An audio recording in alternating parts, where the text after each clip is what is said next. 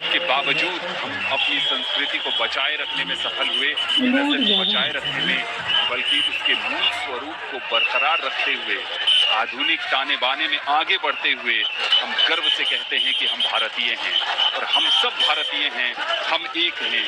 यही संदेश देता है कुंभ।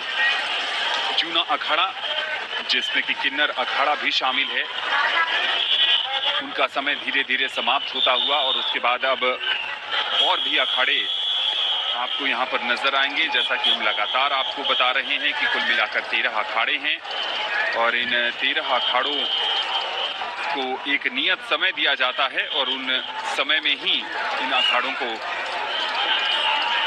स्नान करना होता है। अब जैसा कि हमने आपको दिखाया कि सूर्य धीरे धीरे आसमान पर अपनी रश्मियां बिखेरता नजर आ रहा है। जैसे जैसे दिन चढ़ रहा है वैसे वैसे लोग बड़ी तादाद में आ रहे हैं। जब अहले सुबह हम 2 बजे दूरदर्शन के सेक्टर 4 स्थित संगम न्यूज पर अस्थायी स्टूडियोज में आ रहे थे, तब हम देख रहे थे कि ये रास्ता बिल्कुल खाली सा नजर आ रहा था प्रोफेसर शुक्ल, लेकिन अब ये पूरी तरीके से खचाखच भरा हुआ है। दोबारा किन्नर अखाड़े का स्नान का ये विजुअल, जहां पर लगातार किन्नर अखाड़े के महामंडलेश्वर और संत महंत स्नान कर रहे हैं, पवित्र जल में डुबकी लगा रहे हैं।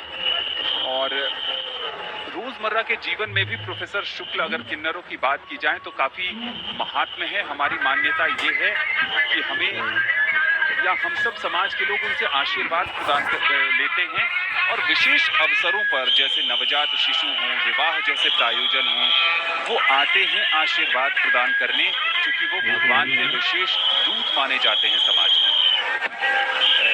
ये आनंद जी, आपने बहुत ही महत्वपूर्ण बात किन्नरों के संबंध में की। वस्तुतः किन्नर का जो प्रथम उद्देश्य है, जो अंतिम उद्देश्य है, वो आनंद की वृद्धि है, क्योंकि आनंद से ही अमृतत्व की प्राप्ति होती है, सुख की प्राप्ति होती है, दीर्घ जीवन की प्राप्ति होती है। इसलिए हम हमारे भारतीय परंपरा में उनका हमारे घर पर आना, संगीत वादन करना, आशीर्वाद देना, ये बहुत महत्वपूर्ण कार्य के रूप में होता है और यथाशक्ति लोग उनको संतुष्ट भी करते हैं।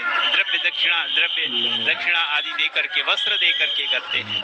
उनका आध्यात्मिक जीवन में प्रवेश और उनके इस कार्य में और वृद्धि करेगा। तो फांसी फिर होगी फिर